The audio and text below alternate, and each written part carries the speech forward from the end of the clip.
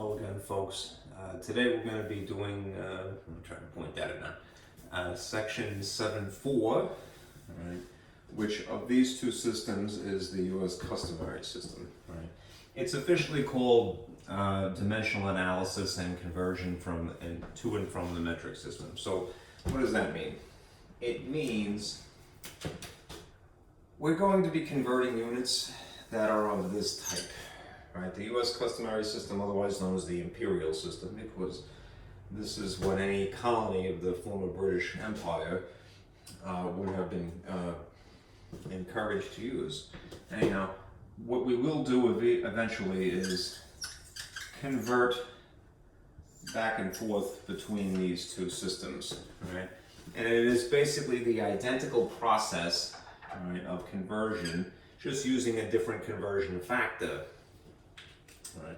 Now, as for the packet that I wanted you to have today, I had alluded to this first page here. I had alluded to this handout, I think twice before. All right, probably way back in like chapter 4, I think it was, at the beginning of the semester. But anyhow, you didn't need to use it then, but I would strongly encourage you to use this basic model, this skeleton, if you will, for this purpose, right? Dimensional analysis, right? In addition to that, I stole this from the textbook. These are the two tables of conversion factors that you would need that are relevant to this section 7.4. Pretty much anything that any question you have for this assignment in my lab, it would just be limited to these two things. We can always add to it, but the minimum is this. And then there's some word problems that I just typed. Okay, so try to print that, ideally in color if you happen to have color paper, ink. All right, and we'll get going. All right, now let me put that away. Okay. All right, I've been using this phrase, conversion factor, and I'm going to continue to use that phrase, conversion factors. This is the tool basically that you employ to convert between units. This is the tool to convert, right, between units. The thing is, the book doesn't call it that. They call it, I'm hoping my red is cooperative today. They don't refer to it as conversion factors, they just simply call it unit fractions. Oh, that's nice. Okay. Unit fraction, that's fading out. Dude, right in the middle of conversation. I just bought these for crying out loud. Anyhow, I swear this spells the word fraction. Right. If it's going to be a pain in the neck, I came prepared. Right. Just wish they would last a little bit longer than they do, because they seem to last like one class. Maybe I should talk less. Maybe not. Let's see. That's gonna fall out the window. You can see it for right now. All right, you're a dud, so I'm going in the cup, right? And replacing you with voila, voila. All right, this guy. Anyhow, a conversion factor again is it's something that looks like a fraction basically, and it's used to convert between units, right? So if it looks like a fraction, there's going to be an obvious top, a line, and an obvious bottom. And what you'll see is a unit here, and then a different unit underneath it. Right. Collectively, there's a third phrase you can use to refer to this: a rate. All right, a rate is a glorified fraction. It's just a fraction basically, and it's a little less strict than a fraction, because you could have a decimal number sitting here, and you could have a decimal number sitting here. The ideal situation is this one, where it is in fact a fraction in the classic sense, that it's something that looks like this, all right?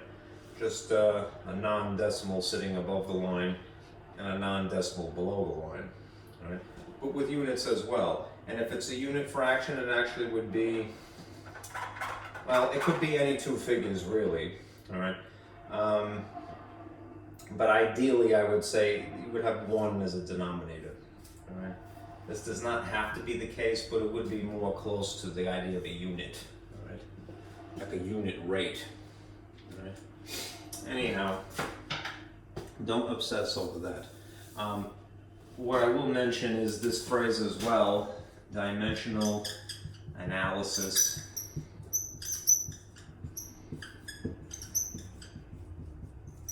What is dimensional analysis? It's the process of converting from one unit to another.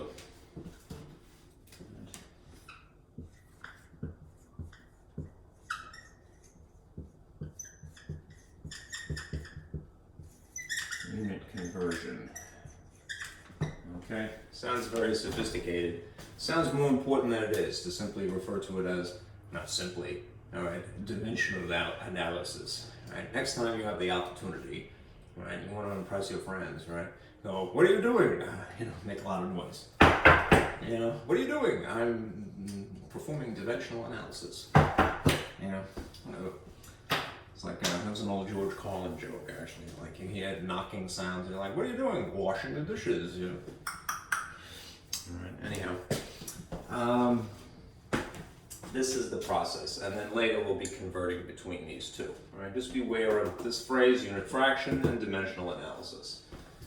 Now, having said that, let's do some examples, and I'll set you up for a little procedure. All right. Ooh.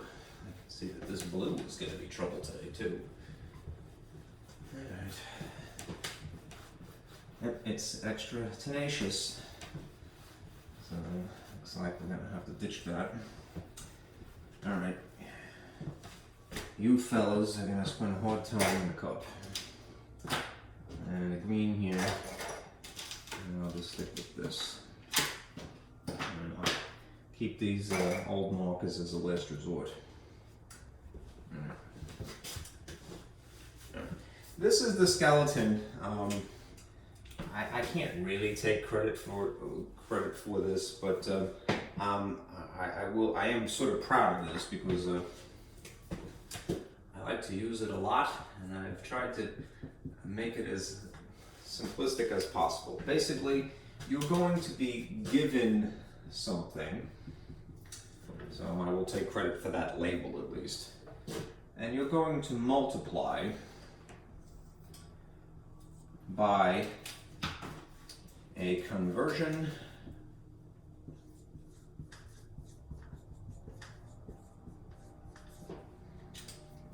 factor,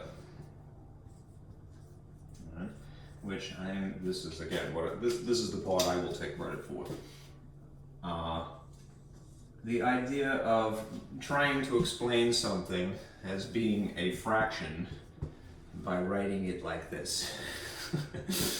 Alright? You're going to just multiply by a fraction, essentially. And if this is sort of like a little machine, you give it something, an input, if you will, it'll spit out what you want. Okay? So the hard work is, that's really a little bit of sarcasm there. The hard work is deciding what you have and what you want, right? And most of the problems, at least initially, will involve just selecting a conversion factor and writing it so that there's a cancellation effect. That's the whole gist of this. Right? You're basically going to rig this to cause, this is a more sophisticated way of saying it, facilitate, right, a cross cancellation effect. And I like to spell it with 2 L's, so I have that option. Effect. The new greens are always lousy. The old greens tend to write better. So, in the cup you go, and I'm going to pull out an old one here. weirdly better, right? Go figure. The opposite is true of the other colors, but anyhow, if this is a little faint, let me rewrite this a little bit darker here. We are going to rig this little machine here, this model, would be a mathematical model. Right. For this purpose, to facilitate a cross cancellation effect. Now, what do I mean by that? Well, let me remind you of something. Likely, there's a little thought balloon. You have dealt with fractions at some point in your life. And let's just say hypothetically, you had this, which I'm not too original, I keep coming up with the same example. You had something like, say, 1/2 times 2/3. All right? And you were taught that when you multiply fractions, that it is the top thing times the top thing, which is true. And the bottom thing times the bottom thing, which I should really say numerators and denominators, but you get the idea. And then you do that, 1 times 2, and you get 2. And you do 2 times 3, and you get 6. And then if it is feasible, and it isn't always, you will attempt to simplify as an afterthought. All right? In other words, you will go, well, this is made of 1 and 2, and this is made of 1, 2, and 6. So therefore, the GCF would be 2. So you would divide by 2 and divide by 2, and then you would get 1 sitting on top of a third, all right, as the simplified answer to this multiplication of fractions problem. That's a more or less brute force way of doing it, and there's nothing wrong with it. And if that is your intuition, God bless you, you have a feel for it, so good. All right, just be open to the possibilities, all right? A slightly more efficient way of dealing with this is to go, I'm gonna simplify before I multiply, for the advantage of the end result being smaller numbers. So like if you're trying to figure out how to simplify 2/6, it's not too hard. But if you had something like 48/96, right, which would still be a half, all right, which would reduce to a half, I believe. 48/96, yes, okay. When you're trying to figure out the factors for the GCF, for the purpose of simplifying, you'd be up a creek without a paddle, really. Well, you'd be feeling around in the dark. That's more cumbersome, is the bottom line. Anyhow, if you acknowledge that there is some similarity sitting above the line here and below the line here, even if you don't know what the reason is, you can go, well, these go away. All right. The logic is that you're simplifying by a common factor, the GCF, before you've done the multiplication. No sin in that, all right? And then you just go, well, 1 is left over, all right? And then 3 is left over, and you get to the answer, lickety split, all right? That's being more efficient, all right? Well, guess what? That cross cancellation process, all right? Can't stress that enough. Cross cancellation, for lack of a better phrase, works for not just numbers, but for words, right? All right? And for the abbreviations of words. Like, for example, if you had, hypothetically, same thing here. Let's see, 1 inch sitting on top of 2 times, I'm not being too creative here, but inches just happen to be down here for whatever reason. Right? You could pull the trick with the numbers right off the bat, but as long as one similar looking feature is sitting above the line and another is below the line, this same effect, this cross cancellation effect would occur. The minutia is, the fine detail is that you would essentially be dividing something by itself, all right? And by and large, dividing something by itself is what? 1. So it's really doing division. Yeah, I know it's a multiplication problem, but that's what simplifying is, all right? It's dividing without consciously thinking about it, all right? Anyhow, the good news is, again, it works for numbers, it works for words, All right, it works for abbreviations for words, which are typically units. All right, so this is the goal. You want to purposely rig this thing, all right, and you could at will flip these to whatever orientation you want. This thing on top, this thing on the bottom, or vice versa. All right, for this sake, all right, it's a wonderful thing. All right, if you were taking a chemistry class, all right, or physics class, or science class where there's a lot of unit conversion, this kind of thing would happen all the time. All right. Now, one thing I did was when I made this handout is I gave you that model. Okay, given some number and whatever the unit is, right, and then a blank space to write, and then the unit that you want, right, over here. Then I wrote this underneath it because sometimes it's more rare. In a chemistry class, it would be pretty common actually. You may need to rig several conversion factors in order to get to the answer, right? That is if you don't have the tool, you know, at the ready. And by the tool, I mean the conversion factor that goes directly from what you have to what you want.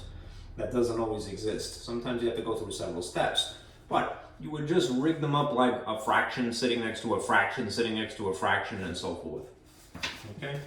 So let's do a couple of these, all right? And in the process, all right, have this table of the old imperial units and some of their metric conversions on the ready. Probably this one is the one that you want to pay attention to. I was taught to memorize this when I was a kid because it was common, all right? Even if I don't have a marble notebook handy, but if you had a marble notebook and you open up the inside cover, what do you always see? A table of multiplication and usually tables of conversions from weird things that you almost never see, like you know, troy ounces and stuff like that. Now let me get rid of this for the sake of space.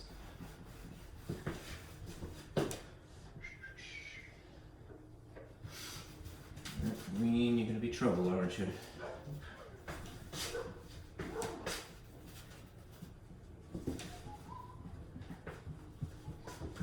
Okay. Let's say that as an example,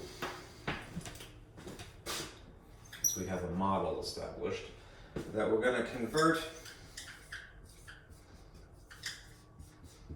these things.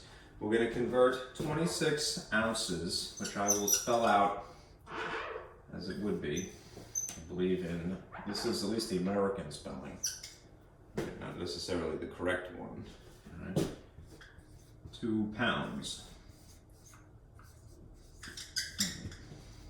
This is what we're given, so it's what I would write here, and I'll be a little bit more nimble, you know, and write it out with its abbreviation. So in this void here, right, I'm going to write, well, maybe I shouldn't erase it. I'll put it above it, how's that? In this space, I'm going to put 26 OZ, right, and I'll put a line like that. The line is not really necessary, but if it makes a person more comfortable, since we're going to have a fraction later, you can always stick a 1 under this and it automatically is fraction-esque, you know.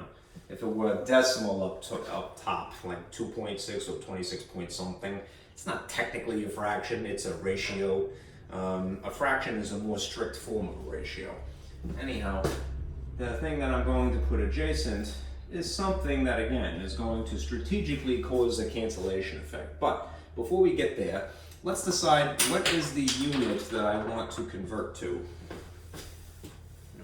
The converting unit is phonetically pounds, all right, which is, I'm going to put it in its abbreviation. LB, all right, LB, all right.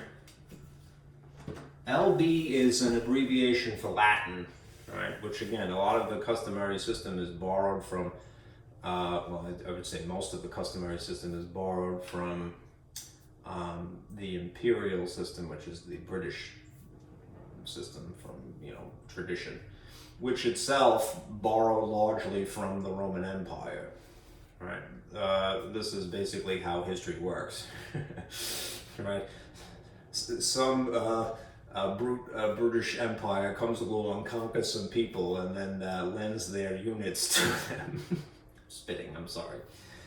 Anyhow, so like miles, what I was telling you last time, miles is probably not exactly the same, but the idea of a mile comes from the Romans, ounces as well. LB stands for, I think it's Libra Pondo, right? Libra as in the scales, if you're familiar with astrology, if you're a Libra, which I want to say is this time of year, the sort of illustration that goes along with that is somebody holding scales, right, for the sake of weighing something. Well, a Libra Pondo is what LB is. All right? It means 1 pound weight. All right? Anyhow, if this is what we want, and this is what we're starting with, the conversion factor that we have to choose, and don't even worry about the numbers yet, all right? The conversion factor that we choose would have to cause cancellation somehow. So if I want something to cancel, I would have to strategically put that unit, whatever it is, in this case it happens to be OZ for ounces, down here. Right? Incidentally, the Wizard of Oz, the Oz is the Wizard of Ounces, actually. So that, remember what I was saying before, you know, if a number is sitting above a line, and a similar number with something that has the same factor, right, is sitting below the line, then you could simplify it before you multiply. And in the case of the units, you would definitely want to do that, right, strategically so. All right. I'm going to erase the model now because it's getting a little in the way.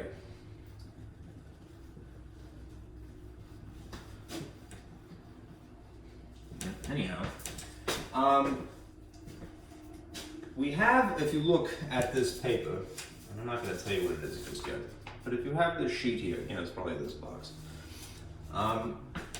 There is a direct conversion factor. I want you to notice something. A lot of times the conversion factors are written sort of like a little equation.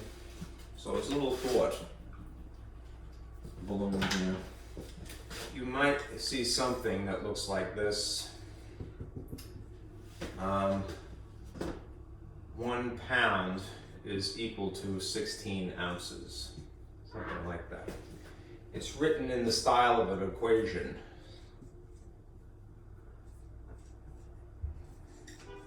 Why do I say that? Well, of course it has this equal sign here. What you want to do is to make it look like a fraction instead. All right? In other words, you're either going to write it as 1 over 16, or you're going to write it as 16 over 1. And the problem at hand will decide what the orientation is, right? It doesn't matter. This is another beautiful thing about this process, is that you could very much freewheel here. You can shift the position of the top and the bottom just however you like, whatever is the convenience for this purpose. So if, again, I'm trying to rig a cross cancellation of the unit ounces so that I have pounds left over on top to satiate my answer here, now what I will do is plop the appropriate numbers involved here. If this is the relationship, and it is, 1 pound is 16 ounces, all right, then what I would do is I would put the 1 here in this equation, and I would put the 16 here, all right? And then I would proceed, all right? If you have the unit that you're looking for, you're good to go. You don't need a second conversion factor. In fact, you won't see that too often. All right. Anyhow, let's do this. This is good to go. Now I have to get the satisfaction of basically doing that. All right. And now I have the top times the top, which I will write here, and the bottom times the bottom, which I will write underneath it. 26 times 1 is 26. 1 times 16 is 16, and you could, if you want to, do this by hand, but what would probably be to your advantage, I know if my calculator upstairs, is to divide by using a calculator. Now, just to show you how to do that, I'm going to run upstairs and get the calculator. Humor me for a moment.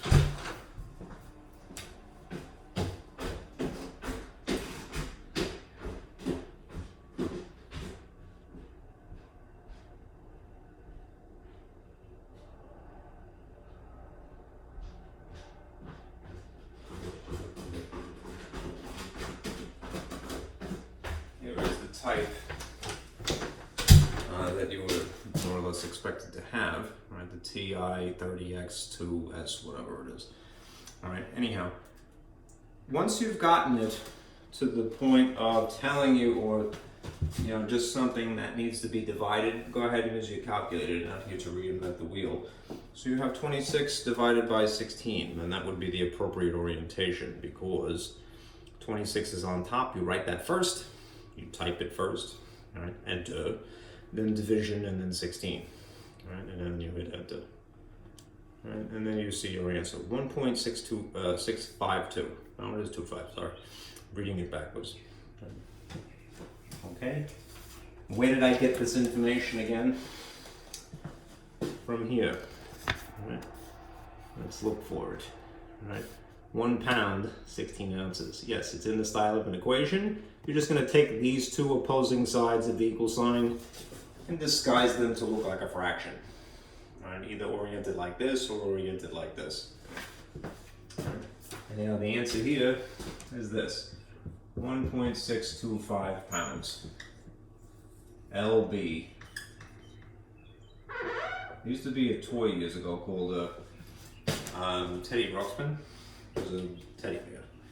Anyhow, I can swear that there was some other character in this universe, if you will, called LB. And I remember that voice always saying, LB! Something like that. Anyhow.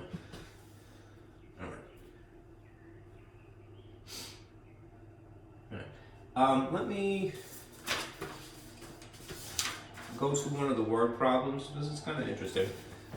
Just read what you see here, right, on the sheet. On July 28th of 2014, $1 US could be exchanged for 12.99 Mexican pesos, right? Given this information in green here, right, what is 2,500 pesos in US dollars? I was very careful, right, to spell out the word US dollars, right, and Mexican pesos, because it just so happens, right, that when it comes to sort of the quasi-unit, it's not really a unit in the classic sense, it's not measured, right? They both use this symbol. US dollars use the dollar sign, right, to refer to them as being money, right? Mexican pesos also use the dollar sign, because where do they both come from? They both come from the Spanish dollar, right? That was our common origin, right? So most of our measuring units, right? Those are the genuine units, really, right? Things that are measured, right? Not counted. There's a difference, all right? Come from the imperial system, but let's not forget, part of the country was at one point part of the Spanish Empire, So this is an example of where it still exists today, right?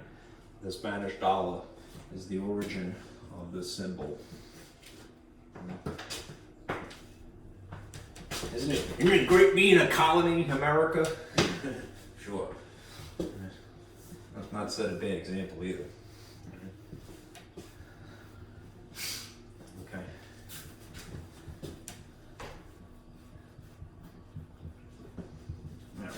So, in this case, the unit that we're going to, the conversion factor is in green, essentially. It's one of those things, and the whole point of this mental exercise is that you get in the habit of plucking out the information verbally and translating it into something purely mathematic, all right? And don't be intimidated. What I'm getting at is that you're not going to find a conversion factor for money anywhere in here. These are for measurements, all right? When you talk about something like an exchange rate between one currency and another, it changes every day. Just beware of that. Monetary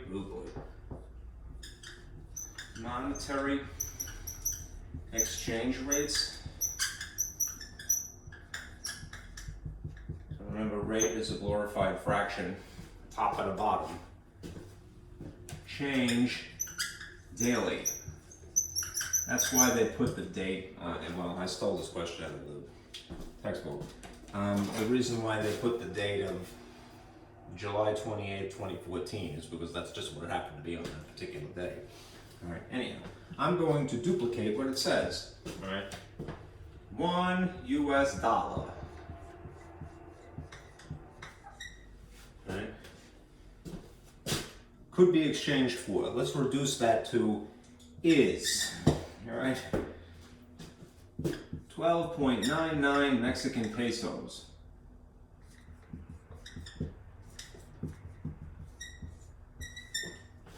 I believe I spelled pesos correct. All right. Now, if this had some similarity between the conversion factors that you see listed here, it would look like this. I know that I've reduced this to the word is, but could be exchanged for, don't be afraid to edit, whoever the author is. All right, could be reduced to the word is, and is itself is always the equal sign. All right, so this is a good habit as well. If you're reading word problems, look for the word is, and then immediately write an equals. It means you have an equation. All right, whatever babble is written before it, that's sitting on this side of the equation. Whenever babble is following it, that's written on the opposite side of the equation. It's a good habit. Anyhow, $1 US. Now, let me show you a technicality here. I'm going to put 1, all right? I'm going to put I'm going to put the dollar sign where it's supposed to be, all right? Dollar in front of the number, all right? Dollar is not a measurement, all right? So although you will find in internet speak, right, very often a person, you can kind of tell how old somebody is as well. They will put the dollar sign after the number. Don't do that, right? That's implying that it is measured somehow.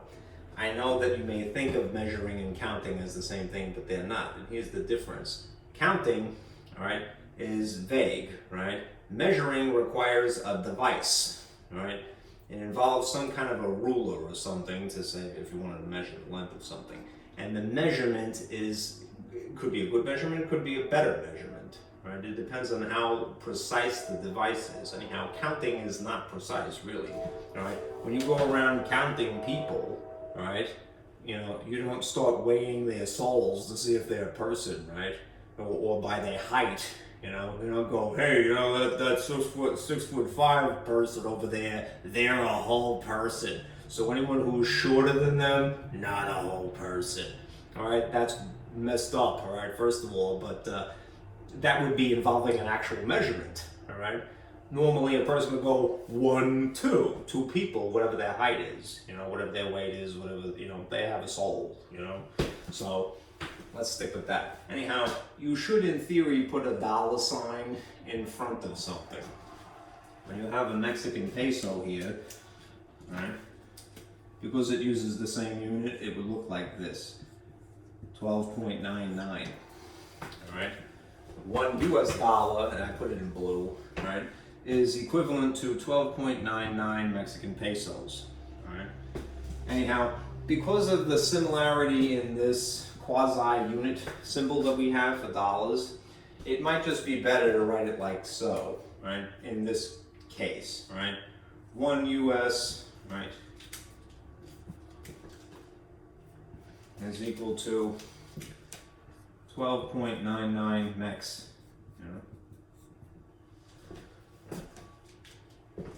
Okay, and that is basically our conversion factor. So I'm going to go back to my little machine. I have given multiplied by the conversion factor is equal to what we want. All right? And this information is going to be squeezed into this fraction that is the conversion factor. All right? Now, according to the word problem, all right, On July 28th, 2014, 1 US dollar is equivalent to 12.99 Mexican pesos. What is 2,500 pesos, right, in US dollars? This, if again, you're getting in the habit of translation from grammatical to purely symbolic, purely mathematic, verbal to mathematic, if you will. This is what is given in this case, 2,500 pesos. So in the place of giving here in the model, that's what I'm going to write. I'm going to write 2,500. If we're talking about pesos, I'll just call this Mexican. Right? Right? You could put pesos if you like. Right? And we're going to multiply by something that causes a cross cancellation effect.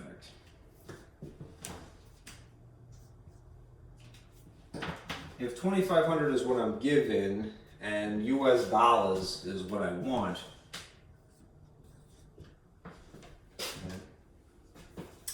I'll put US on the far right here underneath the word want.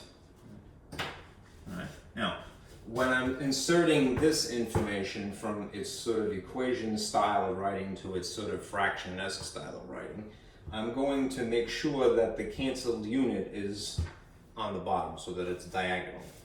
All right, so I'm going to put next here, all right, and I'll put US here. All right. And if it happens to be this relationship, it's 1 to 12.99 because of inflation, all right, then that's how it will be oriented. The 12.99 would be a denominator. If I were to rearrange this so that Mexican pesos is on top and US dollars is underneath it, the number 12.99 is still tacked on to that. So it would be up here instead. That's why I suggest figure out what you want to cancel first. The numbers will follow. Suit. All right. If you want, again, to make this look like a fraction, just put a 1 under it. All right, now it's good to go.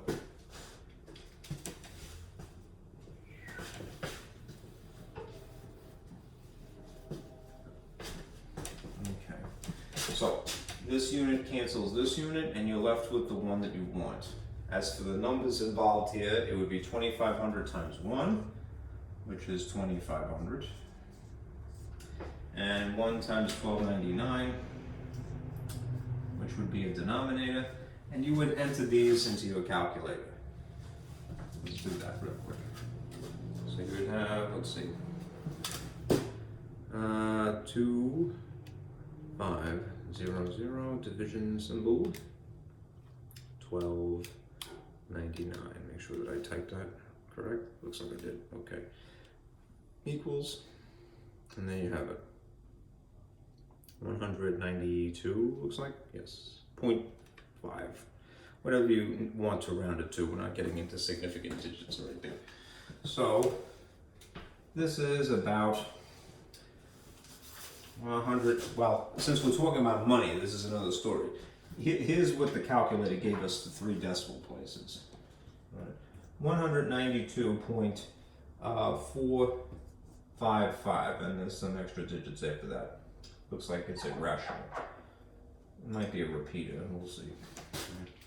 Anyhow, money, right, ceases after the hundreds place, right, because of cents, right?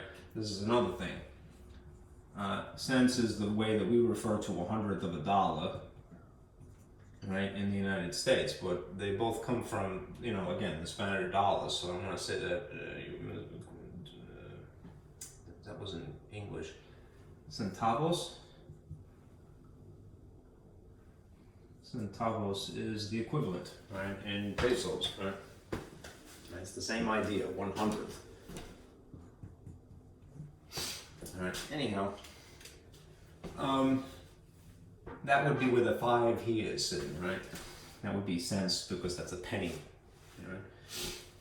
100th is the hundredths place here. So let's round it for the sake of money, right? 192.4, and then if this is a 5, you go 1 number higher, so it's 46. right? US, right? And it's 192.46 US dollars, right? If you're going to go with the dollar sign, all right, not to belabor the point, it should be in the front, not behind it, because it's not measured, it's counted, right? There's a difference. Measuring involves a device, right? That could be different depending upon the device used, right? If you have, you know, a very precise ruler, you might get a more precise measurement, right? Than if you had a very imprecise ruler, right?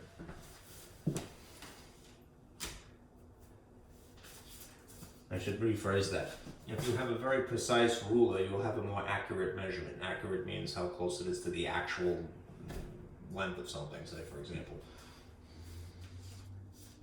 All right. Anyhow, counted things like money up in the front. Okay.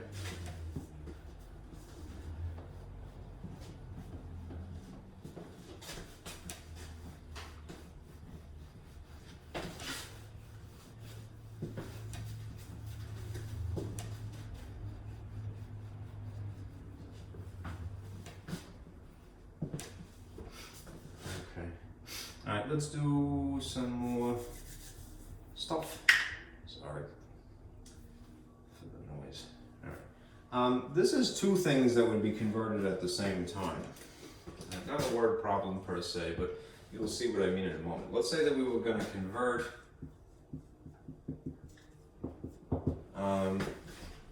60 miles per hour. This writes nice.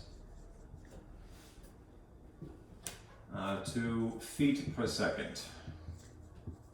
I hope that's in the frame. Looks like it's okay, right? For once I learned something straight. Just like the word is translates to equals sign, right? The word per, it depends really on the sentence. I mean, it really could imply that there's multiplication or division. If it's just something like you see here, per is really writing something in the style of a fraction, so it really is division. If you use it, you may end up multiplying. Anyhow, associate the word per with this line, right? The line that divides the top, the numerator, and the denominator of something that is a fraction. Same thing is going to happen here. There's going to be a top and a bottom because there's this word per. Per is something that also signals that we're talking about a rate, right? Which is a conversion factor. Right? Or a unit fraction, whatever you want to call it. So, and it is thankfully intuitive. So, if you see 60 show up in your face first, that's the top. Right? If you see, now, there's no number that follows it, but if it's per hour, one could assume it's 1. So if it follows that word per, you're going to put a 1 down here. Okay? The last thing is that you should throw the units in oriented with the number that they would be adjacent to. So miles, a lot of times is abbreviated MI. Right? Hours often is abbreviated HR. Okay, if you put just H or just M, it's totally cool. No one's going to get mad at you. But you don't want to confuse a unit M with meter. So I'm going to put MI. Right? Feet. Right? We don't know what it's going to be because that's what the question is about. Right? So we're going to just leave this as so many feet, and I'll just abbreviate it FT. Right? Per is the line. And then second, all right, we may end up having to just make it 1, but I'll put a question mark for right now. Second is usually just abbreviated S, all right? But if it makes it more intuitive, you could write it as maybe sec. Again, it's less defined in the case of that unit. All right. Anyhow, interestingly,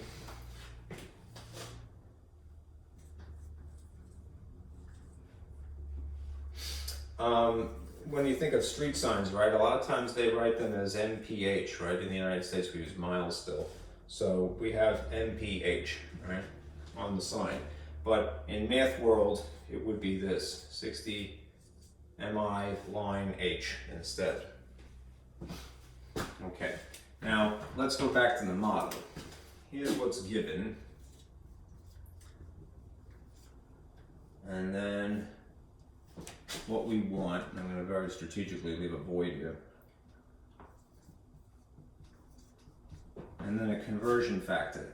In the ideal situation, we have a conversion factor that does this in one shot, meaning that you only need one conversion factor. I'm going to bet that there's probably going to be 2 conversion factors necessary. And the reason that I say that is because if you examine the units, this is miles, a measure of distance, and this is feet, some other measure of distance, just a smaller increment. All right, and this is hours, all right, and this is seconds. So we're going to need 2 conversion factors in this case because we're going to be doing 2 things simultaneously. If you're a little worried about it, don't be. All right, just convince yourself, right? Convert, the top unit first, or yeah, in this case, top unit is miles. Okay. So before I do that, though, let me take the thing that I have and park it inside the model here. So I'm going to put this in the place of given.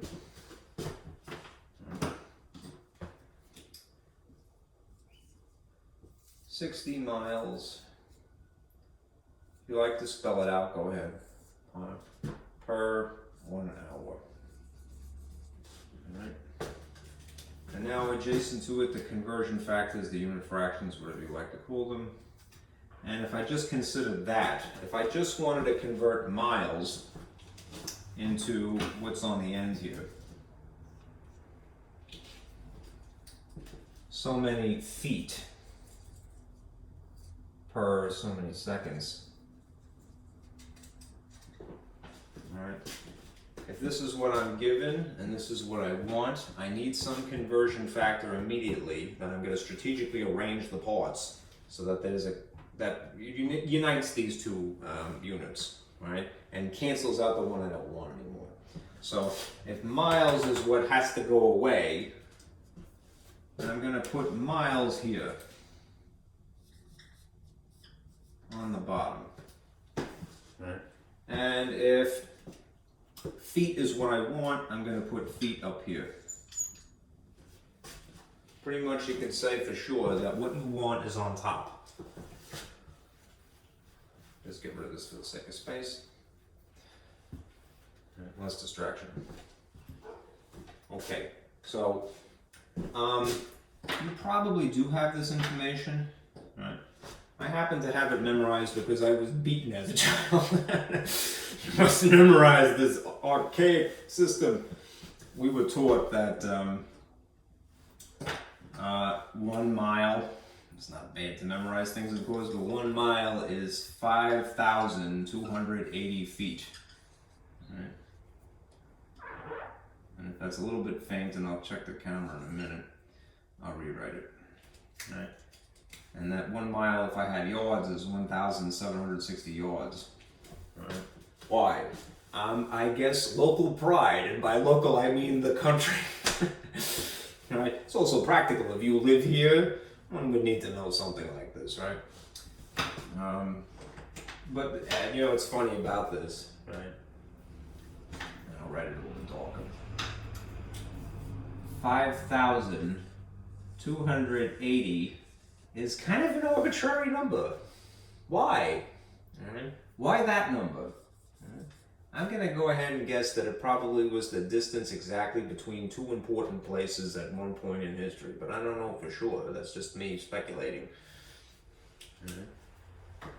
Anyhow, that's what 1 mile is established as today. 1 mile is 5,280 feet.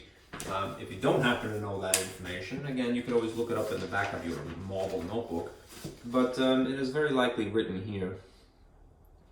Let's see. Yep, there it is. 1 mile, 5,280 feet. Right, it is also 1,760 yards, but that is not included, and you could calculate that if you needed to. All right. Anyhow, if I were just going to compute feet, right now this would be sufficient. But since I have to do the other unit, the unit for time, I'll go ahead and slip in the other chunk of this machine here. So I'm going to put the second conversion factor adjacent. All right. In this case, all right, notice that the unit that we have is a denominator. Right? So if I want to cross cancel, in this case, because of its existing down here, I'm going to have to put it above the line if I want it to go away, right, by cancellation effect. Right? And then there's the thing, and this is why it's okay, that we're going to end with, which is seconds. So I'll put seconds down here. Right? And I'll bet you probably know anyway, but this is included. Let's check it out here. No, it doesn't, unfortunately. 1 minute is 60 seconds. We all know that. 1 hour is 60 minutes. Right. I'll give it to you just for the sake of not having to write a third one. Can you save this for reference? Right.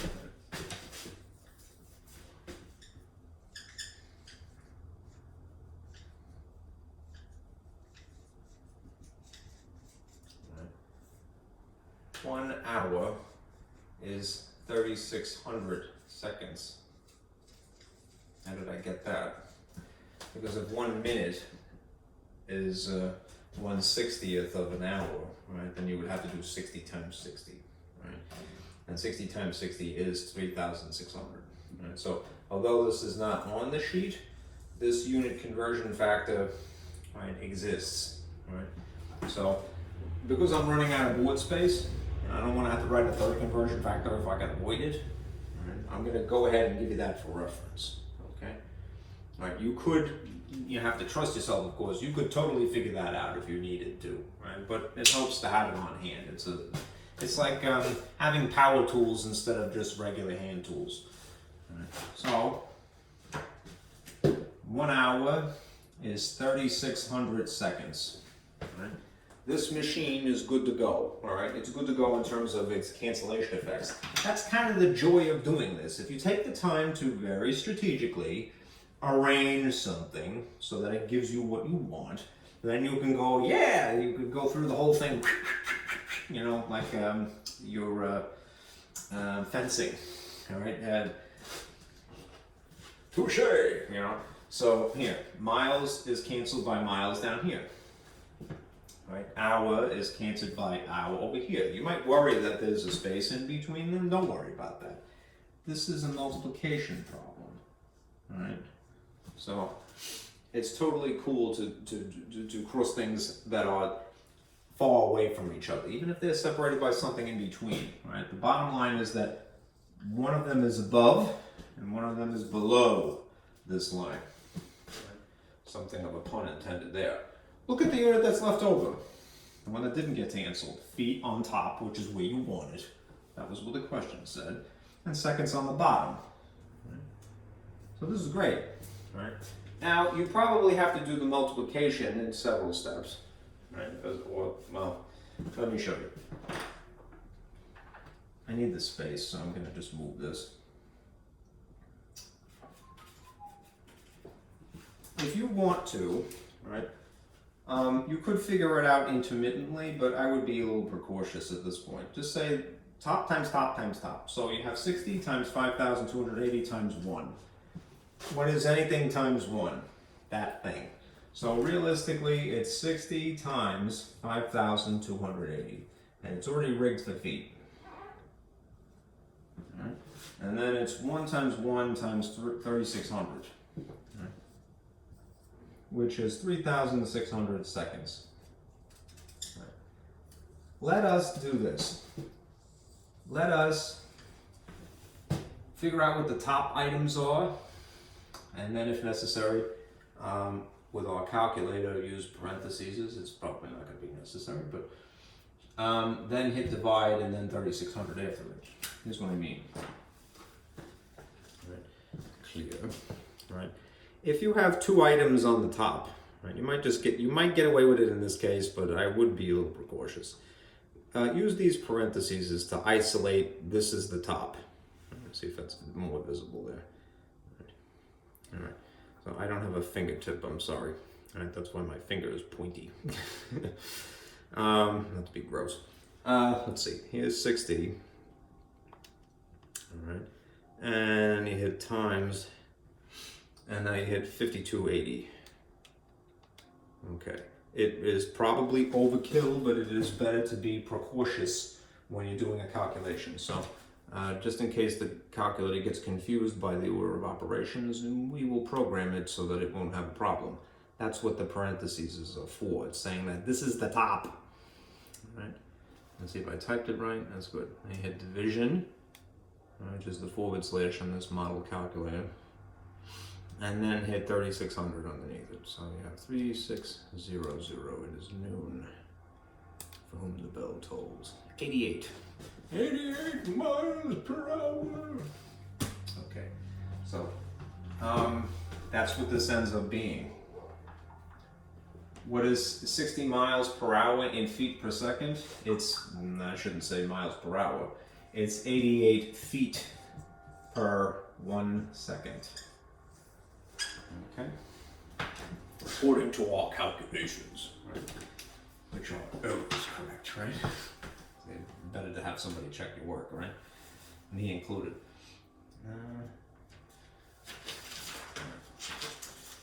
Alright, do a couple more of these and we'll go back to the word problem and then I'll stop. Okay. Let's see.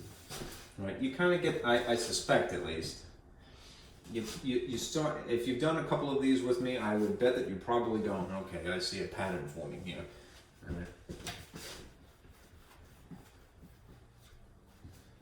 It becomes a joy. I mean that sincerely. It sounds like, nobody's idea of a good Friday night, right? Like, hey, you know what? I'm gonna hang around the house and convert stuff. But when you're in a class, like a chemistry class or a physics class, you won't be intimidated. You'll go, that's old hat. I can figure this out. I can convert stuff. Okay. All right. So here we go. Let's do this. I'll use abbreviations now.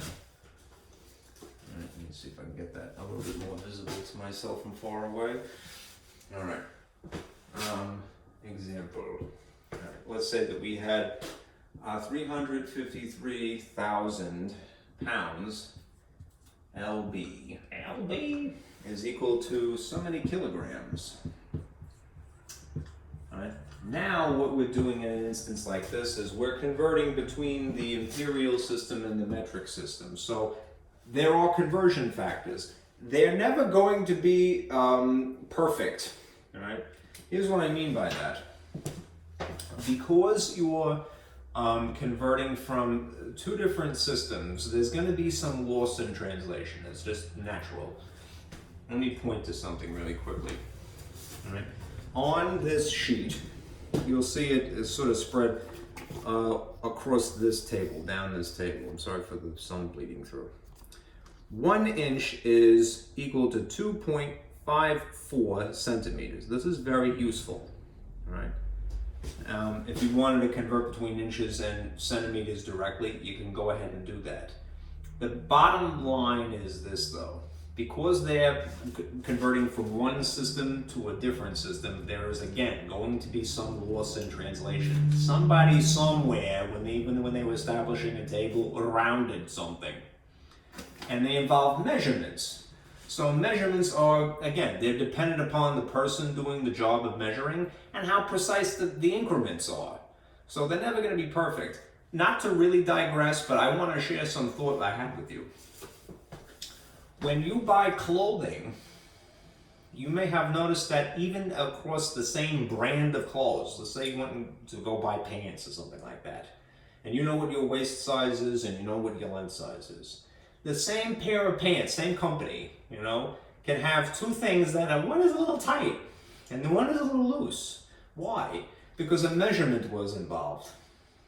right? Somebody somewhere in the factory, right, had to hand measure something. It wasn't measured with a computer. A computer would make it maybe a little bit more precise, all right? Perhaps, all right? But there was a measurement involved. That's why when you buy clothes brand new, right, that are in your size, right, they're not going to fit perfect, right? One pair of pants versus another pair of pants may be one is tight, one is loose, right?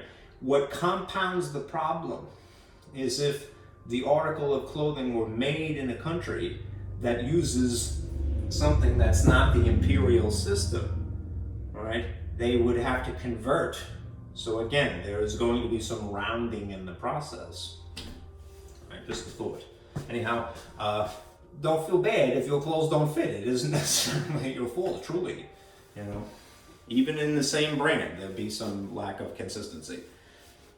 All right. Anyhow, this is simplistic, a conversion style problem as you could possibly get. This is what is given. And this is what you want, right? So I'm not going to write the formula, right? I'm just going to translate this into those respective places in the model. So do this here.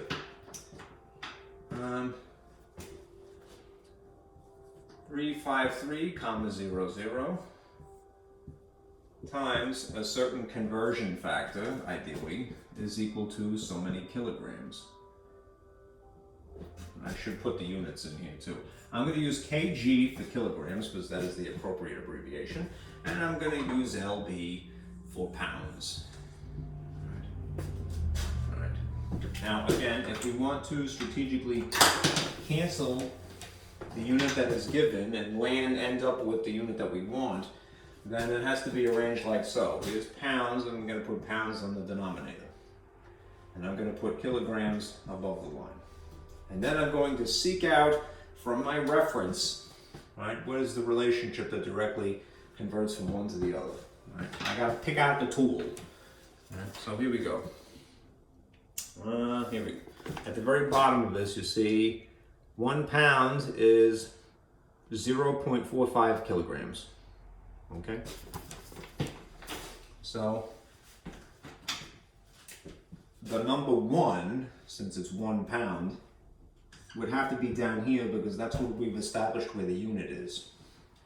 0.45 would have to be here because that's what we've established where kilograms is. Okay. And now we get the satisfaction of doing that. Okay, cross out the units. And it's just 1 times 1, which means it's just 1. There's no point in it, right? But 353,000 times 0.45 is whatever it is. Enter that. 353, turn the calculator on first. 0, times 0.45. And so you'd have something like that naturally. And you hit equals. And you have quite a large number. But it is what it is. Okay. 158,850. Need space. 158,850 kilograms. You could just be content with saying that, or you could put it over 1 if you like, but it would be pointless. It's the same figure. That's the answer. Okay. There is another conversion factor that is, again, not included on this sheet, and I feel compelled to give it to you somehow. This relationship is true, what I've just quoted to you from the sheet, that 1 pound is equal to 0.45 kilograms. But let us say that the converting were the other way around. You could just stick with this. Remember, you could at will reverse this conversion factor. You could have this here and that there, meaning that this is on top as it was in our problem. And that's totally cool. Right? You could switch that at will. But there is an alternative to this, right? And it's this. that 1 kilogram, this is from the perspective of kilograms rather than starting from the perspective of pounds, is approximately 2.2 pounds. Okay. This isn't on the sheet, so I'm going to put a little asterisk here. All right. Again, this involved probably some kind of rounding in the process. It's a measurement, and measurements are never going to be perfect, ever, ever, ever. Right? They'll be extremely close to something, but they'll never be perfect. Right? Counting is a different story. It's not the same as measuring. Anyhow, kind of save this in the back of your head because maybe it will be useful in the future. All right? Again, the only difference between this and this is that this is presented from the perspective of pounds, and this is presented from the perspective of kilograms. Right? These relationships are still true. This is more or less a half a kilogram, and this is a whole pound. This is a whole kilogram, so therefore it is twice as many, you know, approximately. Spitting a lot today. Sorry. Sorry. I think I have to go to the doctor, to be honest with you. Or the dentist, rather. Because I periodically get salivary stones, which I don't know what the cause of it is, really. And it kind of like makes it difficult for me to speak, believe it or not. I feel like I'm exerting myself in the process of what I'm getting at. And it's hard to articulate. Unless I really go like that, you know. Okay.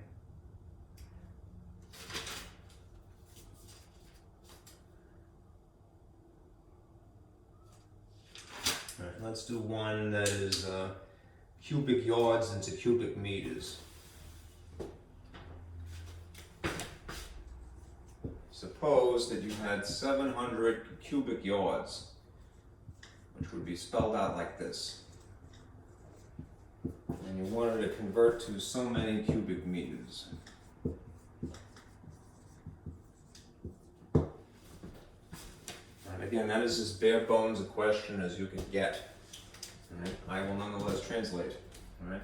If you take this, which is given to you, and put it in the appropriate position in the model, then it would be 700, and yards would be abbreviated YD with a little superscript of 3.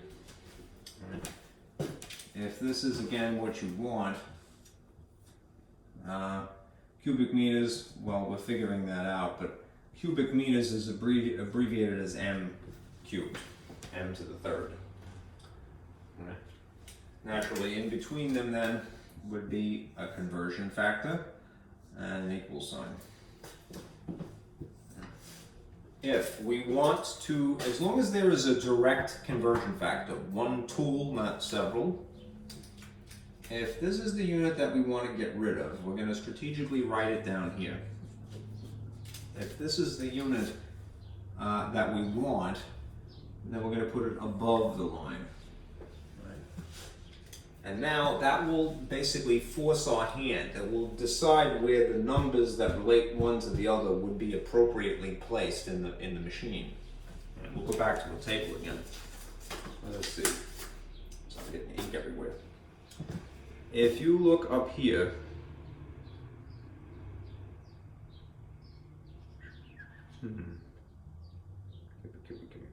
where am I? Oh, okay, this one. I want just to point something out because I don't want you to get scared. If I get scared, there's always an explanation. Okay.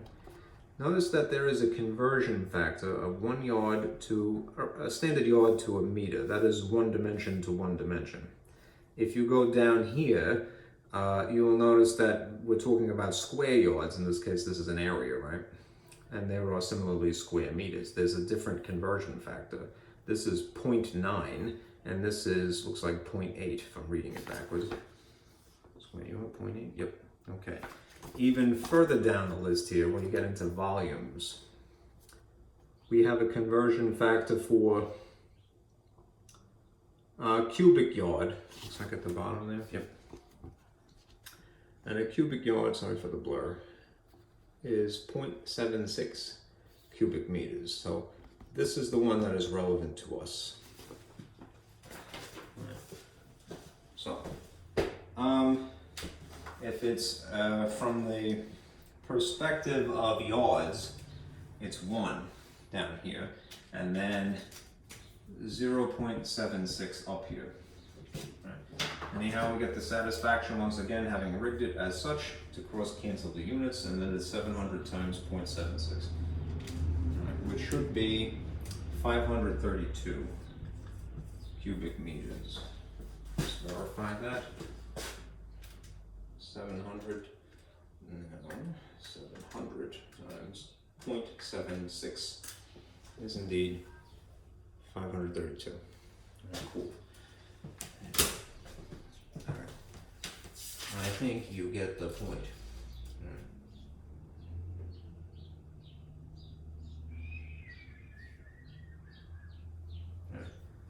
Let me do 2 word problems and then I'll stop. Okay. The other 2 that were on the same piece of paper. Okay. If blueberries cost 9 euros per kilogram, I should have put this over there, what would they cost in US dollars per pound? Right. This is another example of having to convert 2 units simultaneously, and we're not scared for that. Right? Because we have conversion factors. And like, I'm not scared of you, I got conversion factors.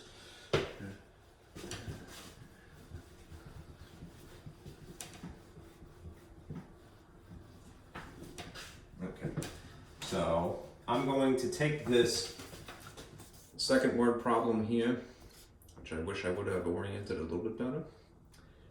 And I'm going to translate the first sentence basically into something a little bit more basic, more math, less verbal. Okay. If blueberries cost 9 euros per kilogram,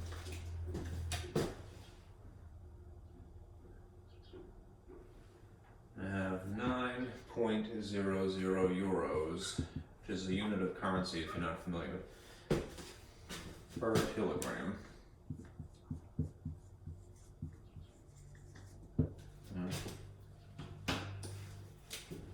What would that be in dollars, US dollars?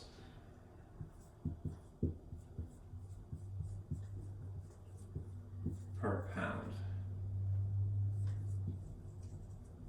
Okay.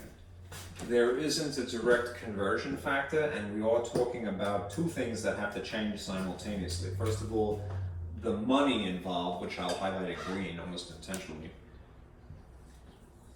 There's a conversion that has to occur between these 2. And then there is simultaneously a conversion that has to occur between these 2. Okay. What are we given? We're given 9 euros. So I'm going to start with that. 9.00 euros, which incidentally has its own symbol. You could use it if you want, just remember to put it in the front if you're going to use the unit. A euro looks like that. It's fancy. Looks like a fancy E. Alright. The word per is this line, and then kilogram would just be 1 over kg. This by itself would be translated into that unit fraction, basically. 9 euros per kilogram. Okay. And on the far right over here, I'll put what we're going to translate it to. Right. US dollars, I'm just going to put a question mark for right now because we don't know what it is.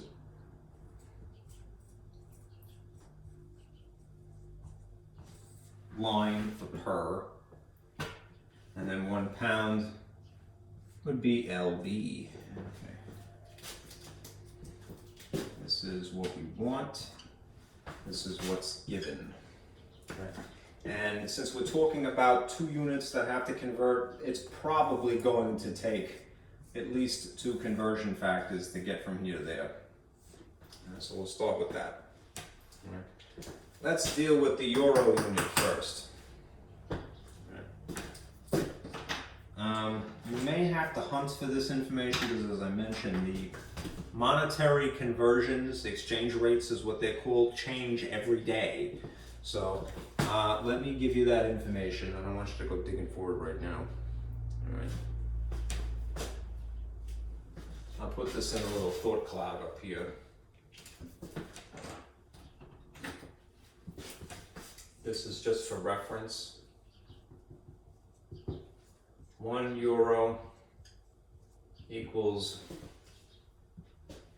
$1.34. That's US dollars, if you can see that. So 1 is to 134, right? And that's a decimal point. Okay. Again, this changes daily. Probably because of the, well, I'm no economist, but a lot of different reasons. All right, inflation is one. People who trade money is another thing. Okay, so I want euros to go away. So again, if it is above the line here, I'm going to strategically put it here. Okay. And I'm going to insert, and what do I want? I want US dollars. So I'm going to put dollars up here. All right, and the rate is what I quoted to you, just as a reference. Right, so 1 euro is $1.3434 basically, at least as of recent date in history. Okay. This by itself would accomplish converting to dollars, but we're going to take into consideration now the kilogram to pound change too, because we can do it simultaneously. Right? In this instance, notice where kilograms starts. Right? It's underneath the line. So if I want this to go away, I just have to put it in the opposite location. So if it's below the line over here, then I'm going to put it above the line here. Right? And if pounds is what I want underneath, and I'm going to convert that here. Stick that in the appropriate location. Okay. You could use the thing that I just quoted to you. You get the same answer either way. We already have this established. 1 pound is 0.45 kilograms. Right. 1 kilogram is 2.2 pounds. Right. This is what you have in your references, so we'll go with that. So, let's see. Because pounds is down here, I'm going to go with putting a 1 there. And because kilograms is above the line for the sake of cross cancellation, I'm going to go with 0.45 here. Right? And now I get the satisfaction of crossing stuff out, which I love to do. Right? This doesn't have to be plural. Right? Euro cancels. Kilograms cancel. What's left over is what we want. What's left over below the line is also what we want. Right? Notice that along the bottom it's just 1 times 1 times 1, which means that it's just going to be 1 pound. Right? And in that case, we would want to leave the pounds because it was a rate that was the answer. That's what they asked for. Right? The top is going to be 3 things multiplied. 9.00 times 1.34 times 0.45. Whatever that is, verified with our calculator, we will squeeze in here. Okay, so let's do so. 9.00 times 1.34 times 0.45. Right. And you see that you get this. 5, looks like I'm reading it backwards unfortunately. 5.457, was it? No. 5.427.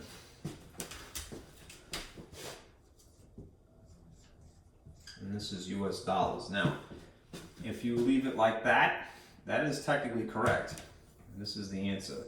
But do remember, we're dealing with money, and money ceases half to the hundredths place. So what we would ideally do is round it. This being a 7 here, we're going to change that to 3. So I'm going to put it using the symbol for dollar now.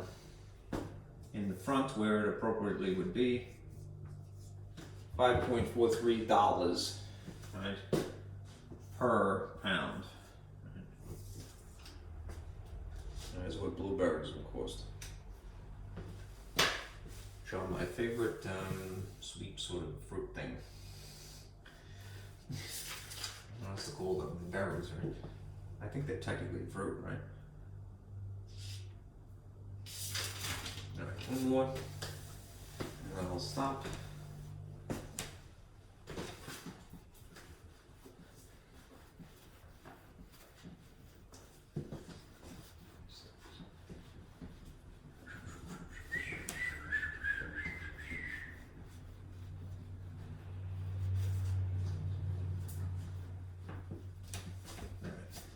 Okay, this last question here about drug dose. Somehow this always seems to come up whenever we have, well, especially if you go into the medical field, right? You want to kill somebody, all right? Am I giving them too much of something? All right, too much NyQuil. All right, drug dose is often administered according to a person's weight. All right, for example, 30 milligrams for every kilogram of the person. If someone weighs 136 pounds, what would their dosage be, just based upon what is in green here? We have a conversion factor given to us in green. Okay, so this is an example. 30 mg is milligrams, right? It's very faint. Let's see if I got a better green here. 4, no, that ain't much better at all. No green, how do you stink so bad? 4 each, that's better. Okay, each kilogram, 1 kilogram is what it would have to be. kg. Okay. This is referring to the drug's mass. This is referring to a person's mass. And yes, that would be a pretty tiny person, but so be it. All right. It's a unit fraction. All right. It's totally cool. All right. So let's take that and translate this into our conversion factor, which we are definitely going to incorporate. 30 milligrams. I really am jumping the gun, so maybe I shouldn't do that. Just know that this will be our conversion factor at some point. What I really should do is rig the machine first to decide what the appropriate orientation will be. What's above, what's below the line. All right. If we're talking about a 136 pound person, which is a pretty little person, I think. That is a small individual. That's an adult anyhow, right? 136 pounds would be in the given position here. Right. And what we're trying to figure out is, what would their dosage be? On the far end here, their dosage would still be in milligrams, right? Because in a hospital, of course, they use, the metric system. So on the far right here, we're going to write so many milligrams. Right? And in between there and there, we're going to convert. Right. We are doing 2 conversions simultaneously. And you'll see why momentarily. So I'm going to write it like so. We are firstly converting from 136 pounds to so many kilograms. All right. So I'm going to basically have to rig the machine like this. kg and lb. lb on the bottom again because I want it to cancel. Then I have to incorporate this conversion factor here, all right, to figure out what the actual dosage will be. Dosage for this person.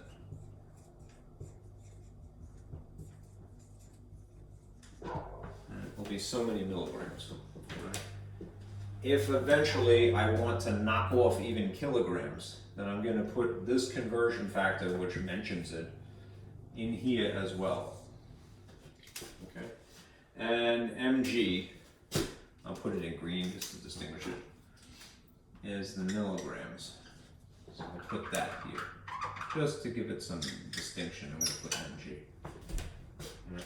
Some of this is going to require tables, and some of it is just going to require at least previous experience with converting between metric units, because that's what this is. This is just converting between metric units.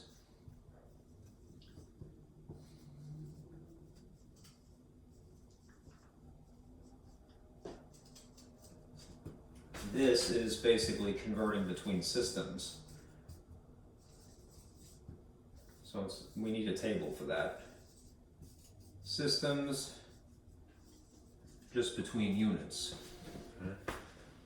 Now, let's do this first. All right. If we want to knock off pounds here, again, I'm going to put it in the denominator of the unit.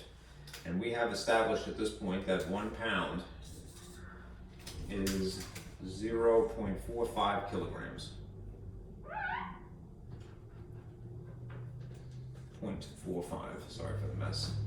Okay, now, as for milligrams and kilograms, right, it's really a question of, well, from either perspective, how many milligrams would you have in a kilogram? Right? If you're answering from the perspective of milligrams, right, remember this is a chart, I'll put it here. Kilograms is on the far left, milligrams is on the far right, and in between them are 1, 2, 3, 4, 5, 6 increments, right?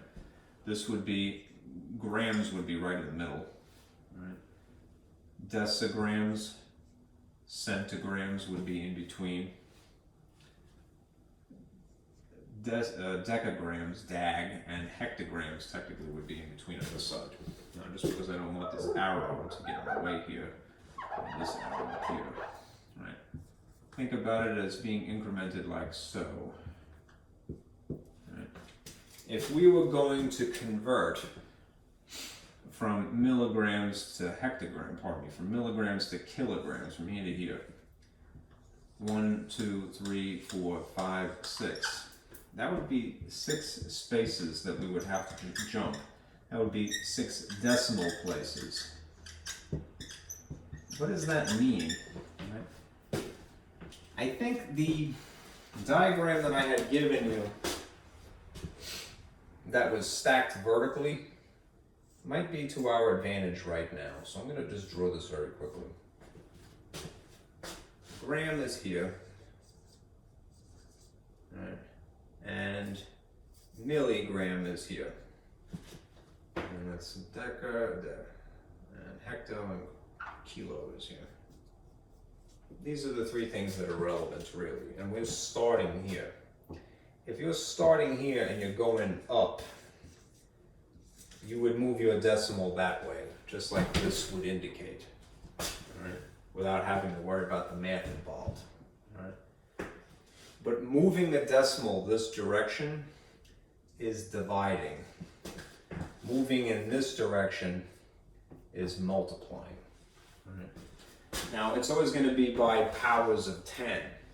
So, if you count the spaces, starting here, 1, 2, 3, 4, 5, 6. 6 decimal places, that would be like dividing by 10 to the 6th. All right? That's the power of 10. 10 to the 6th. What number is that really? Well, I'm running out of space and I'm trying not to erase stuff. I'll show you. 1 with 6 zeros. 1, 2, 3, 4, 5, 6. So, in 1 kilogram, there are 1,000,000 milligrams. That's 6 zeros.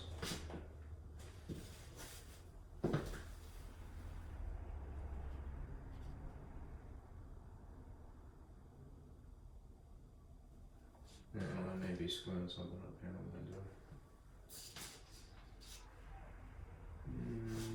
I think I'm doing too much work. I'm sorry. What am I doing? Is it necessary? Oh, no. What am I doing? I'm sorry. I'm overcomplicating things. We already have the conversion factor. What am I saying? I'm sorry. I just gotta get my head screwed on straight. Here. 30 milligrams is 1 kilogram. Right? Yes, in general, there are 1,000,000 milligrams in 1 kilogram. That's true, right? But this is about dosage. I'm getting away from myself. I'm sorry. This is a dosage. Okay? So unique to this situation is that you want 30 milligrams every 1 kilogram. It's not really converting, it's just for the sake of giving drugs to somebody. I feel like I'm on drugs now! Alright, because then I wouldn't have screwed that up. Anyhow, don't be on drugs, alright? Especially when you're teaching math. God. Alright, 1. Sorry. Okay. So, too much information. 1 times 1 is just 1 in the denominator. So you can dismiss that. But the top is just easy. It's 136 times 0.45 times 30. What am I doing? I'm losing my mind. Okay, so you enter these numbers. Alright. 136 times 0.45 times 30. 1836, right? Which sounds like a year. Right. So you would have to give this person 1,836 milligrams of whatever drug that is involved here. That's the answer. Okay. Dosage of whatever drug. Okay. Right. Don't worry about this. I'm overcomplicating things. Right? What I told you is true, but it's not relevant right now.